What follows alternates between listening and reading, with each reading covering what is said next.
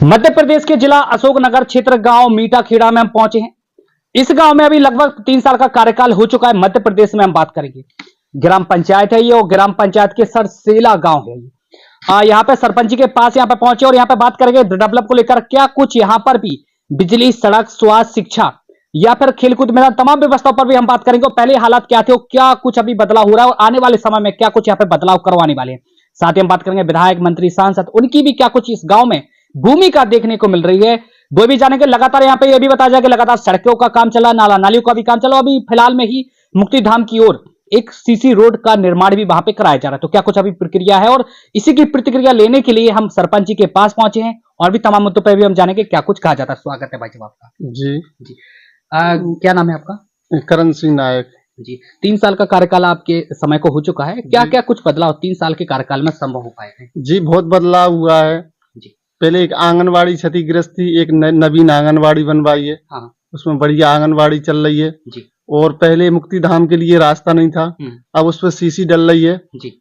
माननीय मुख्यमंत्री द्वारा मुख्यमंत्री विशेष निधि से सीसी डल रही है उस पर। अच्छा सारा काम हुआ और बिजली की भी व्यवस्था हम लोगों ने ऐसी करवाई कि अभी 2 डीपी रखवाई है। माननीय विधायक जी श्री ब्रजेंद्र सिंह यादव जी ने 2 डीपी रखवाई। आदिवासी बस्ती में कोई लाइट नहीं थी, वहां पर भी उन्होंने डीपी रखवाई। एक बंजारा बस्ती में भी डीपी रखवाई। यानी कि पहले से बहुत सारा बदलाव हुआ है अभी। अच्छा, पढ़ेगा इंडिया तभी बढ़ेगा इंडिया, ये भी कहा जाता है। तो शिक्षा को लेकर क्या कुछ अभी व्यवस्थाओं पर जोर दिया जाए? हाँ, शिक्षा भी बढ़िया, मतलब में बच्चे लोग बढ़िया पढ़ रहे हैं और आगे भी बढ़ रहे हैं। पहले सारी व्यवस्थाएं बेकार थी, अब कुछ व्यवस्थाएं बदलाव हुई है, उसमें पढ़ाई लिखाई भी अच्छी चल रही है।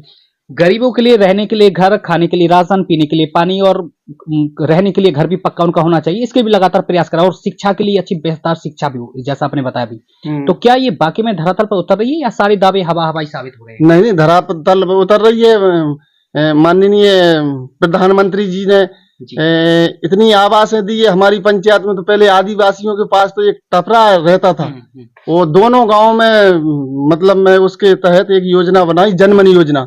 उसके तहत में घर घर आवास हो चुकी है। आदिवासी लोगों की और अदर समाज के भी लिए जैसा जैसा सूची में नाम आता जा रहा है वैसे वैसे उनकी आवास बनती जा रही है। अच्छा, खेलकूद के लिए, प्रैक्टिस के लिए और टूर्नामेंटों के लिए युवा चाहते हैं आज के समय में कि गांव में खेलकूद मैदान अच्छा हो सके।